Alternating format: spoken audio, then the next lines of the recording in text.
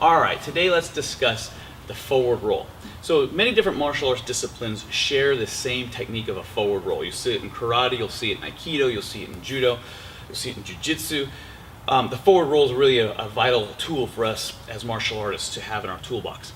So one of the big ideas is we want to save our body, some of the more important areas like your head and your spinal cord. We want to save those areas from having large impact with the ground.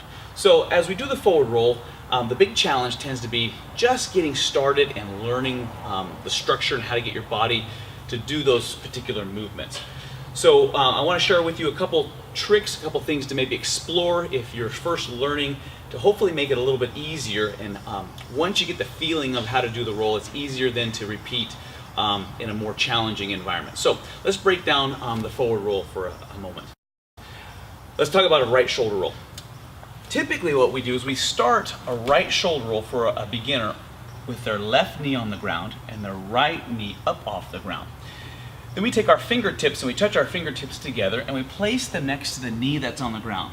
What this does for us is it brings the correct shoulder, the right shoulder, into the lead position. Turns my head to the side. So this is a good mechanical position to start the roll from. From this starting position, I want to open up my shoulder by turning my head to the side to allow a nice contact point with the floor. From this position, a couple key points to look out for. One is I do want my shoulder to go directly down. I don't want my shoulder to engage the mat out in front of me. If I extend my shoulder out in front of me, my body starts to flatten. But if I let my shoulder dive down to the floor, I start to round my body, and as I round my body, I'm in a much better rolling position. The next thing I want to look out for is my front knee. I don't want my front knee to touch the floor. I want to keep my front knee off of the floor. If my front knee touches the floor, I end up delaying the roll and I end up engaging my shoulder far away, and then my hips collapse and I end up rolling sideways. So now if we're paying attention to those two big ideas, it will really help. Correct knee on the floor, my right shoulder is in the lead, put my hands together next to my back knee on the floor. Avoid front knee contact and make sure my shoulder goes directly down. Open up my head so my shoulder is big, let my shoulder fall towards the floor, and then push with my back leg so my hips go up and over. In essence, I'm rolling from my right shoulder and I'm exiting the roll on my left hip. I'm going across my back. Again, from this starting position.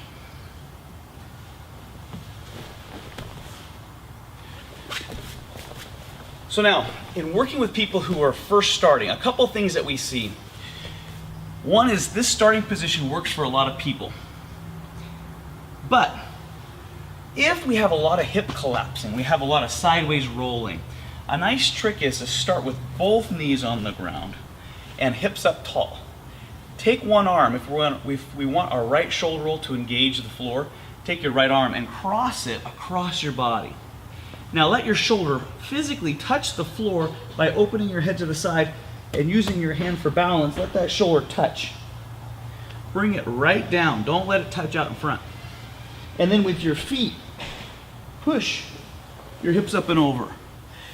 And this will give you a little bit more control as you engage the ground, helping you get the feeling of what the roll is supposed to feel like. Once that feeling is established and you can repeat it and you're comfortable with it, then you can take it to this next step. Once you are comfortable with this position, then the next step is to, even staying the same height, is to take this knee off the ground and I can roll from here. And then from that position, we can start taller. And then from a taller position, we can even start to extend and reach and start to dive into the roll.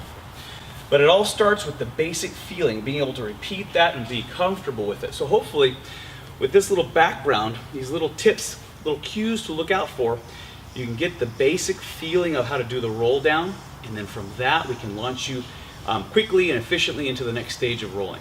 Hope it helps.